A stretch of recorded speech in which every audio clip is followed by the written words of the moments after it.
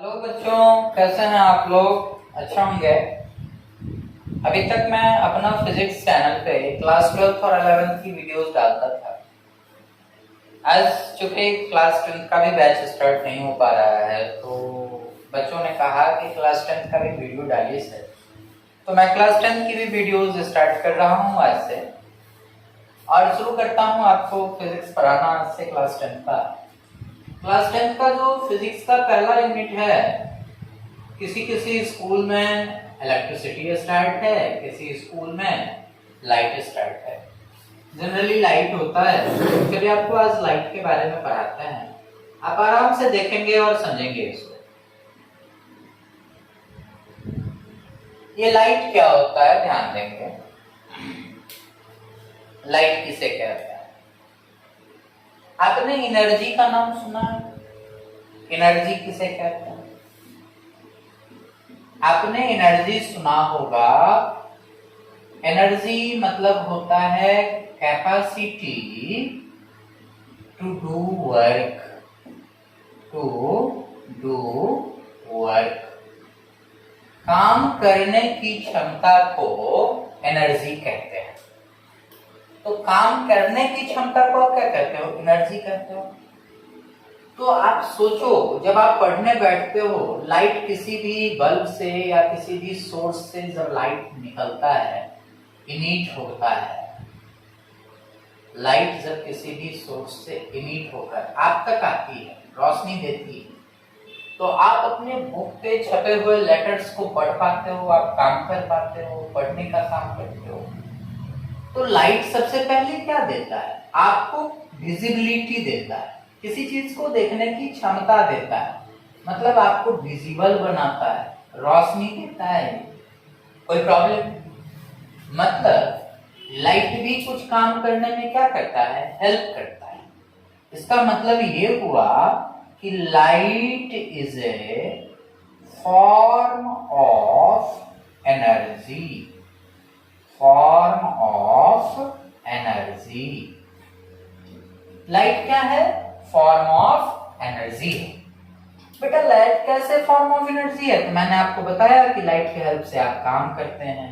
आजकल तो लाइट के हेल्प से, मोनोक्रोमेटिक लाइट के हेल्प से लेजर ऑपरेशंस होते हैं, लेजर लाइट के हेल्प से। तो बहुत सारे काम लाइट के हेल्प से हम कर रहे हैं। इसलिए light is a form of energy. क्योंकि मैंने आपको 9th क्लास में पढ़ाया कि एनर्जी किसे कहते हैं, तो capacity to do work is known as energy. कोई प्रॉब्लम? अब बेटा देखो, लाइट क्या है? एक फॉर्म ऑफ एनर्जी है। बेटा लाइट हमें, आप कॉपी कलम निकाल लेंगे और नोट्स बनाते चलेंगे। सबसे पहला लाइन उसमें क्या लिखे? Light is a form of energy. Light हमको किसी भी चीज को देखने की क्या देता है? एबिलिटी देता है, क्षमता देता है। मतलब light gives us ability to see objects and colorful world। ये जो रंगीन दुनिया हमारी चारों तरफ है, इसे देखने के लिए हमें क्या देता है? लाइट कैपेसिटी देता है। समझ में आई मेरी बात? मतलब light gives us ability to see objects and colourful world. बेटा एक वर्ड आता है, आप देखोगे जब एनसीईआरटी पढ़ोगे तो एक वर्ड आता है sensation of site. Sensation of site, किसी भी चीज को देखने का महसूस होना, सेंसेशन होना। तो लाइट क्या? कहीं लिखा हो कि light gives us sensation of site, तो भी सही है कि सही बात है भाई। लाइट क्या दे रहा है? सेंसेशन ऑफ साइट दे रहा है। तो ये भी आप लिख सकते हो कि light gives us sensation of site. इस सभी बातों का एक ही मतलब निकलता है कि light is a form of energy which gives us ability to see objects and colourful world. Light एक फॉर्म ऑफ एनर्जी है जो हमको किसी भी ऑब्जेक्ट को देखने की क्षमता देता है और क्या करता है? इस दुनिया को भी देखने की क्षमता देता है। कोई दिक्कत? तो ये था लाइट का डिफिनीशन पार्ट। आप इसको समझ गए? चलो जल्दी से लो, इसको आप नोट करो और फिर हम इसको मिटाते हैं। कोई दिक्कत? चलो जल्दी से बेटा नोट डाउन कीजिए। ठीक है बेटा, इसको मिटाते हैं हम लोग। अब देखो बेटा, अब लाइट के बेसिस पे ऑब्जेक्ट को हम डिवाइड करते हैं कितने पार्ट में? 9th में भी देखे होगे, 8th में भी देखे होगे, फिर से देखो। ऑब्जेक्ट्स बेटा, ऑब्जेक्ट्स किसे कहते हैं? मैटर पर है हो ना? मैटर में क्या बताया था? जो स्पेस लेता है, जिसमें कुछ मास होता है, जो रेसिस्टेंस ऑफर करता है। ऑब्जेक्ट्स कहो या बेटा मैटर कहो, इसमें 3 प्रॉपर्टी होती है बेटा। पहली प्रॉपर्टी, ये कुछ स्पेस लेता है, इसमें कुछ मास होता है और ये कुछ रेसिस्टेंस ऑफर करता है। क्या ऑफर करता है? रेसिस्टेंस। स्पेस मतलब कुछ जगह लेता है, कुछ मास, और रेसिस्टेंस का मतलब जैसे मान लो यहाँ पे बोर्ड लगा है ना, अगर हम इधर से जाना चाहें तो ये दिक्कत देगा कि नहीं देगा? रेसिस्टेंस मतलब होता है अवरोध, दिक्कत देना।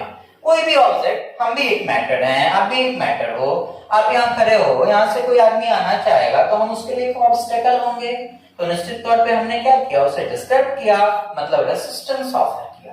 तो बेटा मैटर के पास 3 गुण होता है, स्पेस लेता है, कुछ मास होता है और कुछ रेसिस्टेंस ऑफर करता है। इस ऑब्जेक्ट्स को अगर लाइट के बेसिस पर आप देखो तो 2 पार्ट में बांट देते हैं। पहला, लुमिनियस ऑब्जेक्ट। लुमिनियस ऑब्जेक्ट, ये लुमिनियस ऑब्जेक्ट क्या होता है? ध्यान देना मेरी बातों पर। और एक non luminous object. Non luminous objects, मैं आपको एक बात बताता हूं, हमारी जो ये वीडियो होगी, ये वीडियो आप एनटीएससी के लिए लो या ओलंपियाड्स के लिए लो या किसी भी स्कूल लेवल कॉम्पिटिटिव एग्जामिनेशंस हो, बोर्ड लेवल्स हो, स्टेट लेवल हो या कंट्री लेवल हो, सबके लिए होगा। बट हम शुरू जरूर बेसिक से करेंगे। ये मेरा मानना है कि एकदम बेसिक से स्टेप बाय स्टेप आगे बढ़ना चाहिए, इसलिए एकदम बेसिक से पढ़ो, आहिस्ते आहिस्ते। रोज वीडियो अपलोड होगी, आप बस देखते जाओ। तो लुमिनियस ऑब्जेक्ट्स और एक क्या है बेटा? Non luminous object. अब ये लुमिनियस ऑब्जेक्ट क्या होता है? जिसके पास खुद की लाइट हो, सेल्फ लाइट हो, that is known as luminous object. जैसे आपको मैं एक एग्जांपल दूं लुमिनियस ऑब्जेक्ट का, जैसे आपके घर में सीएफएल बल्ब लगा होगा, एलईडी लगी होगी, एलईडी बल्ब लगी होगी, ये सब क्या है? अपना रोशनी है इसके पास। पहले लैंप होता था जो केरोसिन ऑयल पे जलता था, ये सब क्या है? कैंडल। ये सारी चीजें बेटा कैसी चीज है? लुमिनियस ऑब्जेक्ट है। कैसी है? लुमिनियस ऑब्जेक्ट है। बेटा सन भी तो लुमिनियस है ना, लेकिन इन दोनों में एक अंतर है बेटा। ये क्या है? मैन मेड है। ये सारी चीजें क्या है? मैन मेड हैं। और ये क्या है बेटा? नेचुरल है। तो बेटा कुछ बुक्स में आप देखोगे कि लुमिनियस को भी 2 पार्ट में बांट देता है, एक मैन मेड लुमिनियस ऑब्जेक्ट और एक नेचुरल। इसी को अगर स्मार्टली बोलो तो लोग बोलते हैं आर्टिफिशियल। लड़कियां अगर वीडियोस देखती हैं तो आप लोग तो ज्यादा जानती होंगी, एडी आर्टिफिशियल डायमंड के गहने आप पहनती हैं, किसी पार्टी वगैरह में जाती हैं तो आप एडी यूज करते हैं। आर्टिफिशियल मतलब ओरिजिनल नहीं है, बनाया गया है, मैन मेड है। तो आर्टिफिशियल कहने का मतलब जैसे सीएफएल है, एलईडी है, लैंप है, कैंडल है, ये सारी चीजें क्या होती हैं बाबू? इसे हम कहते हैं लुमिनियस बट मैन मेड या आर्टिफिशियल। सन क्या है बेटा? नेचुरल है। कुछ स्टार्स भी ज्योग्राफी में आप पढ़ते होंगे, इनके पास अपना लाइट होता है, इसलिए ये भी क्या है? मैन मेड है, सॉरी नेचुरल है। सॉरी बेटा, ये नेचुरल है, कोई दिक्कत? अब चलो बेटा नॉन लुमिनियस ऑब्जेक्ट, जैसे हम आप, क्या हमारे पास अपना लाइट है? दिख रहा है ना? किसके हेल्प से? सीएफएल के हेल्प से। घर में जो रोशनी लगी होती है, जो सोर्स है लाइट का, सनलाइट के हेल्प से। तो नॉन लुमिनियस ऑब्जेक्ट किसे कहते हैं? जिसके पास अपना लाइट नहीं होता है, जो दूसरे के लाइट के हेल्प से दिखता है, no own light, no own light, कोई दिक्कत, इसके पास अपना लाइट नहीं होता है। एग्जाम्पल के लिए आप ले लो चेयर, आप ले लो कार, आप ले लो बेंच, आप ले लो डेस्क, ह्यूमन बॉडी, ईटीसी, कुछ भी, कोई प्रॉब्लम। एक इसमें बेस्ट एग्जाम्पल है मून, चांद। चांद के पास भी अपना लाइट नहीं होता है। सन के लाइट के हेल्प से हम मून को देखते हैं। ये किस प्रोसेस से, इसका जवाब हम आगे देंगे, रिफ्लेक्शन ऑफ लाइट जब हम पढ़ाएंगे तब।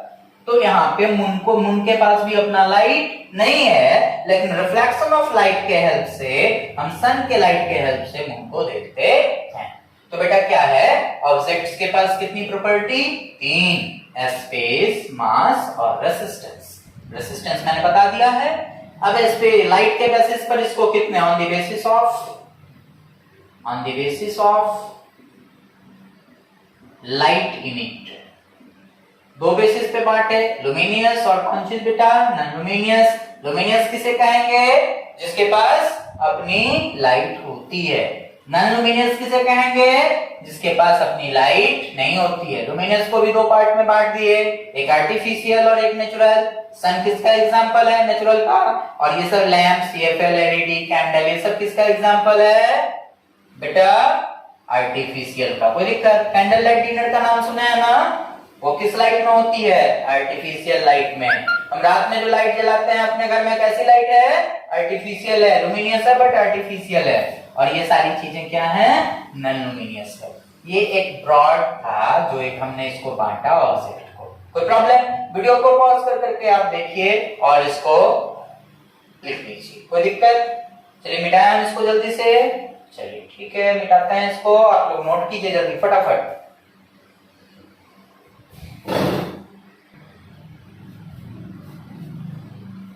देखिए बाबू, अब मैंने आपको बता दिया लाइट के बारे में। अब बेटा देखो, लाइट के पास दो नेचर होता है। एक बेटा, light consist dual nature, dual nature. पहला ले लो इसका, ये देखो, पार्टिकल नेचर ऑफ लाइट। कौन सा nature, particle nature of light. बेटा इसका एक एग्जांपल हम आपको देते हैं। आपके घर में वेंटिलेटर लगा होगा, दोपहर के टाइम में जब सनलाइट आती है उससे आप देखते हो कि उसके साथ छोटा छोटा डस्ट पार्टिकल भी आता है। जस्ट लाइक लाइट भी छोटे छोटे टीनी पार्टिकल्स का फ्लो है। किसका फ्लो है, टीनी पार्टिकल्स का फ्लो है। लाइट भी छोटे छोटे टीनी पार्टिकल्स का फ्लो। मान लो ये लाइट की रे है, इसमें बहुत सारे इनॉर्मस नंबर, इनॉर्मस मतलब बहुत ज्यादा, छोटे छोटे टीनी पार्टिकल्स होते हैं।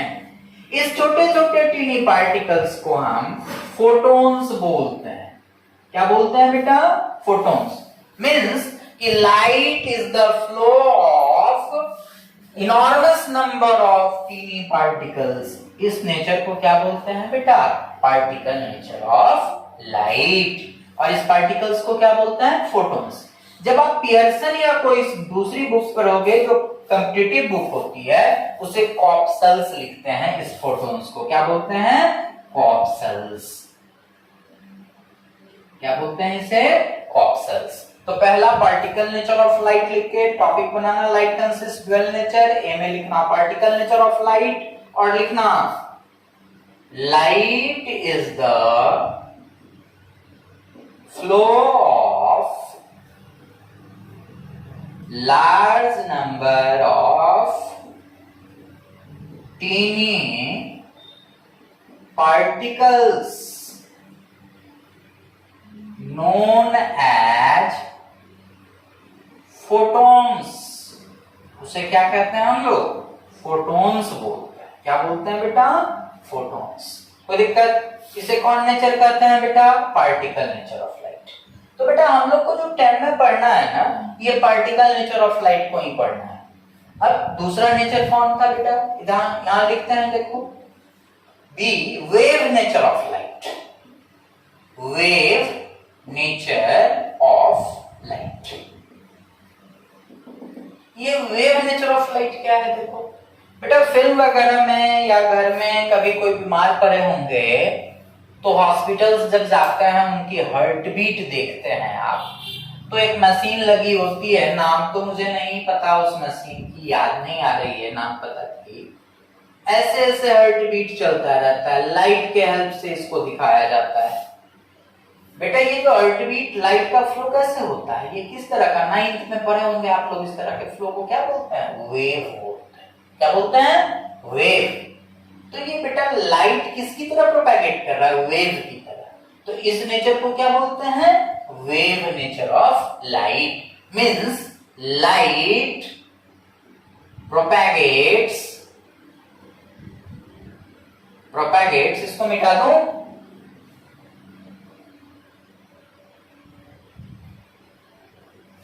light propagates as a wave.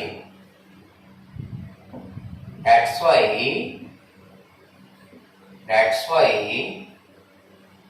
it exists wave nature, in wave nature. कोई प्रॉब्लम? बेटा आपसे पूछेगा कि लाइट कैसा वेव है, कैसा है, कैसा रेडिएशन है। लाइट खुद में एक वेव है, लेकिन लाइट रियलिटी में इलेक्ट्रोमैग्नेटिक वेव है। कौन वेव है बेटा? Electromagnetic wave. बेटा वेव आप लोग पढ़े थे, वेव किसे कहते हैं? Disturbance in the medium is called wave. खैर 9th की बातें ना करें अभी, 9th में जो भी हुआ भूल जाइए, 10th बिल्कुल भी डिपेंड नहीं करेगा, 10th बिल्कुल आपके मेहनत पे और अभी के क्लास पे डिपेंड करता है। तो लाइट कैसा वेव है बेटा? Electromagnetic wave. एग्जाम याद रखिएगा, light is a electromagnetic wave. कोई प्रॉब्लम? तो लाइट के पास कितने नेचर हैं? दो, पार्टिकल नेचर ऑफ लाइट और वेव नेचर ऑफ लाइट। ये पार्टिकल नेचर ऑफ लाइट का मतलब light is the flow of small particles known as photons or corpuscles. Light also propagates in wave. This is known as wave nature of light. Light is an electromagnetic wave. कोई problem बेटा? समझ में आया? Light के कितने nature हैं? दो। कौन कौन? पार्टिकल नेचर ऑफ लाइट और wave nature of light. Light के बारे में इतना समझ गए आप लोग? चलिए आगे बढ़ते हैं। बेटा इसको बेटा, अब देखो बेटा, लाइट की प्रॉपर्टी पढ़ ली। अब बेटा सिंपल सी बात देखो, यहां पे आपको मीडियम पढ़ना है और वैक्यूम पढ़ना है। पहले मीडियम क्या होता है समझो।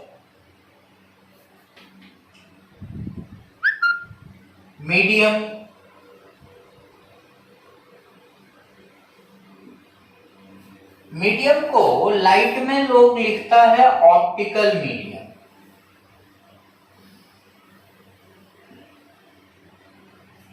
मीडियम मतलब होता है, तो मीडियम इसी को लोग बोलते क्या है? Optical medium. बेटा मीडियम किसे कहते हैं? बेटा आप जिस रास्ते से चलते हैं वे होता है ना, वैसे ही लाइट का भी कुछ वे होता है। तो पाथ ऑफ ट्रैवलिंग,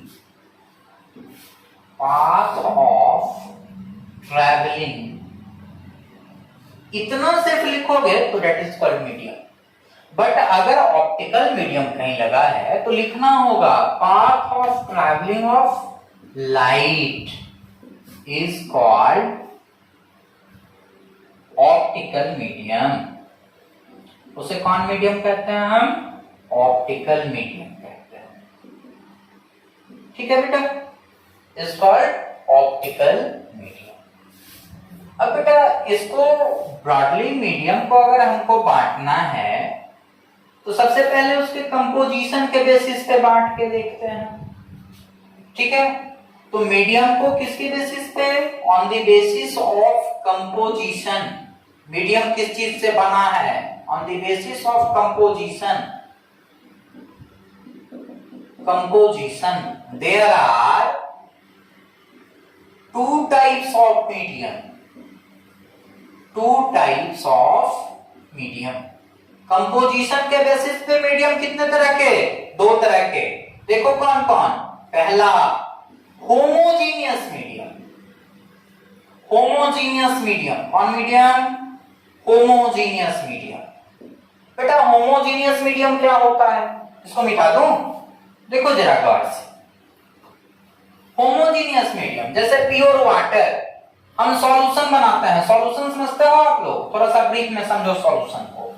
सॉल्यूशन का मतलब होता है सॉल्यूट प्लस सॉल्वेंट। केमिस्ट्री के टीचर आपको ये पढ़ाएंगे, बट आप यहां देखो, सॉल्यूशन का मतलब होता है सॉल्यूट प्लस सॉल्वेंट। मान लो एक गिलास शरबत बना रहे हैं, ये पानी है, इसमें हमको शुगर मिलाना है। क्या मिलाना है? शुगर मिलाना है। हमने शुगर मिलाया इसमें। बेटा आप बताओ पानी ज्यादा लोगे कि शुगर ज्यादा लोगे? एक गिलास पानी में 2 गिलास शुगर मिला सकते हो? लेते हो? नहीं लेते हो? 3 4 5 चम्मच, 2 चम्मच यही लेते हो ना? कौन कम है बेटा? शुगर कम है। कौन ज्यादा है? वाटर ज्यादा है। जो कम होता है बेटा उसको सॉल्यूट कहते हैं, जो ज्यादा होता है उसको सॉल्वेंट कहते हैं। तो सॉल्यूट का मतलब क्या हुआ? Minor component. याद रखना बेटा, सॉल्यूट मतलब माइनर कंपोनेंट और सॉल्वेंट मतलब major component.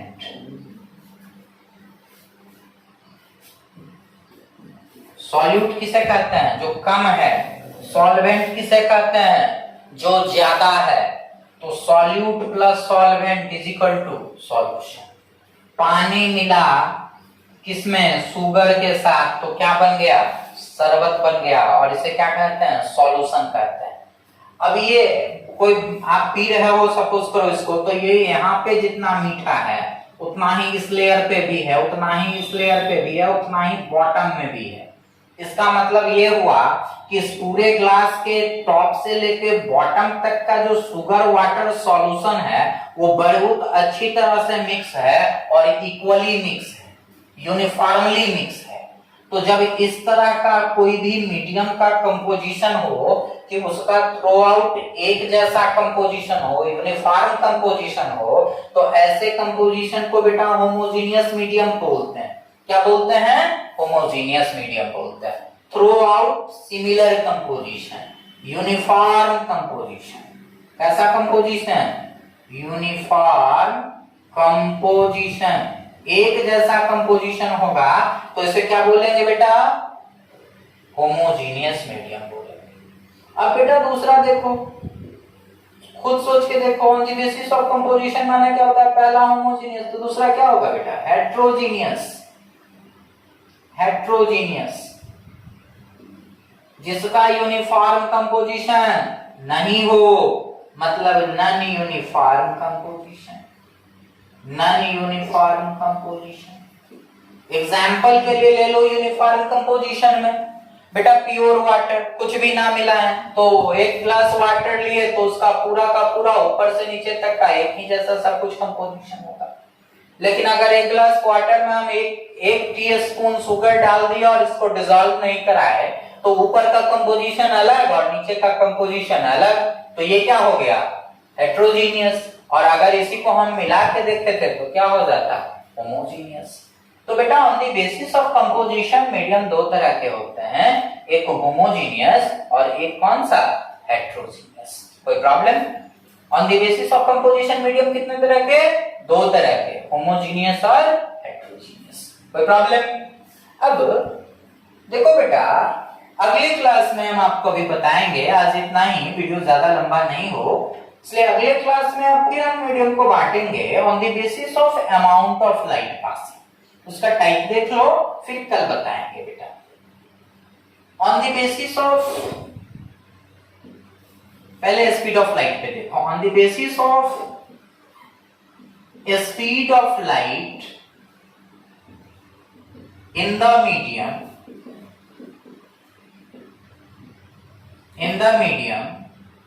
it can be